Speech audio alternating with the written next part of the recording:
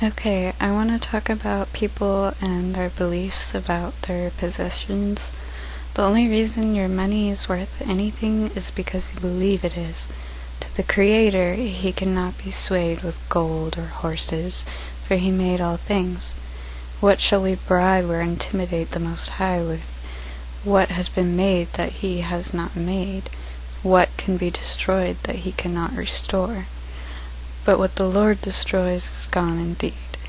If we are co-creators with Christ and seek only his will, nothing shall be impossible for us. If we follow the will of the Creator and he lives in us, then by his power in us we can do all things. Is anything impossible for the Lord? We are trapped by money and politics because we do not follow the Lord. If God feeds the sparrows, will he not also take care of us? Matthew 6:26.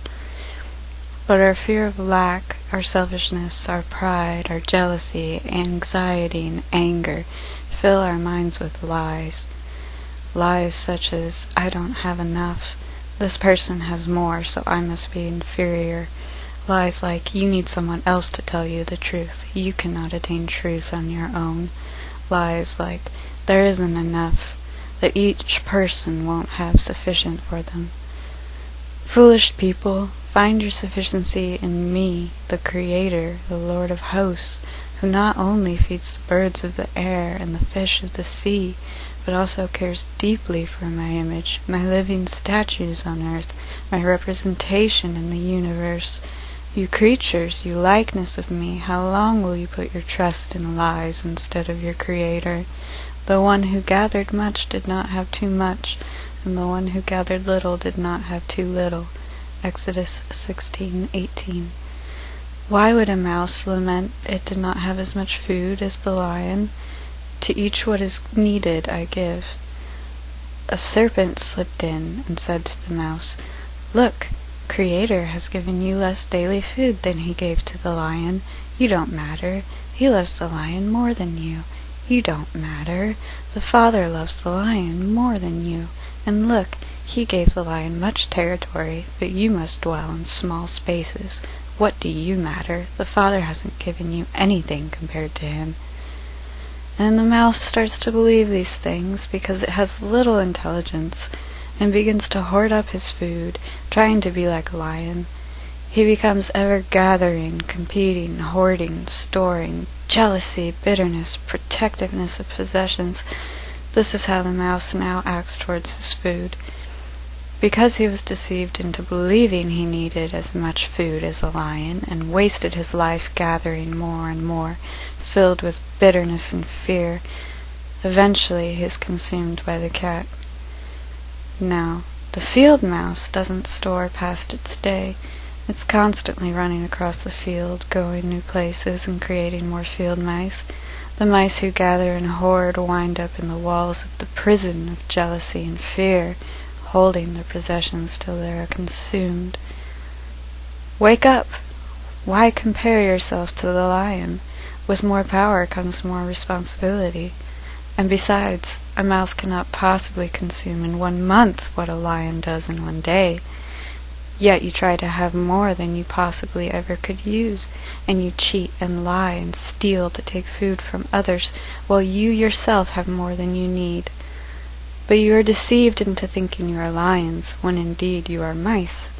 To whom is given much, much is required. I, the Lord, I alone am good. I give to each creature what is needed. I give to all their daily portion. I alone know what they need, and the best path for them. Will I send a mouse to do a lion's duty? Yet you expect the food and benefits of a lion. I give to each what is needed. All bitterness, jealousy, envy, and strife would end if you only believed that I, the Lord, love you and will provide for you if only you follow me. Yet because you do not believe, you do not receive. Now believe this instead. To each creature upon each new day the Lord doth give the things appointed for their benefit of those who love him. Yet he shows mercy on those who hate him, and sends a rain upon the righteous and the wicked. Matthew 5:45. The balances of his justice and mercy are perfect. You believe the lie of insufficiency because you don't even realize you are a mouse. You are so caught up in competition and jealousy, lust and greed that you don't see you are a mouse.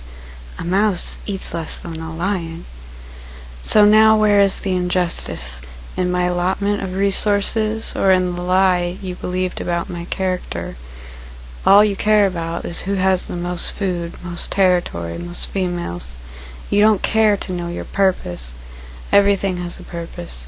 If you are a mouse, and do not despise your brother the lion, simply because he receives more food, for he has a different purpose, and you don't know his struggles, and besides, your tiny body could not ever eat his daily portion in a month.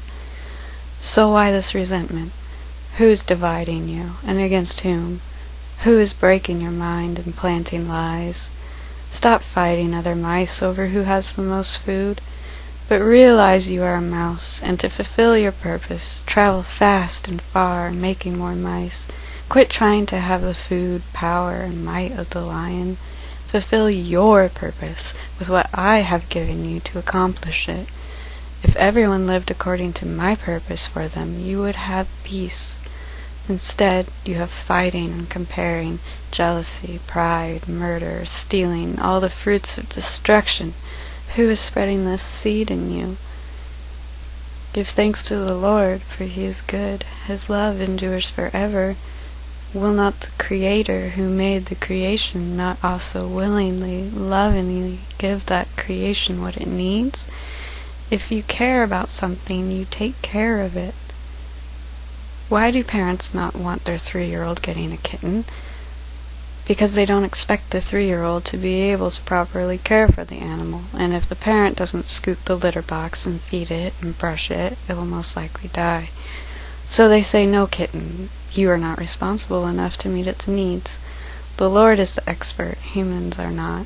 The Lord knows the best nutrients, habitat, shelter, and ecosystem is best for each creature because he made them. Someone who has bred one type of dog for 30 years will have a much better understanding of that dog breed and its energy level, how much it eats, etc. Then there is someone who saw a picture of the dog on the internet and claims to know how the dog will act or what it needs. How much can you learn about the dog by a picture of it versus one who has raised them from birth for generations? This is absurd. Yet you trust in the picture of the dog, not the one who raises them. Why take advice from one who has simply been studying them, but never raising them? How much can this scientist truly know from drawings and dead dogs without ever having raised one? Yet you believe their lies and trust their judgment. You trust in a lie and drawings of dogs and skeletons. You do not take the advice of the one who has raised them. This is foolishness. O people, turn back to me.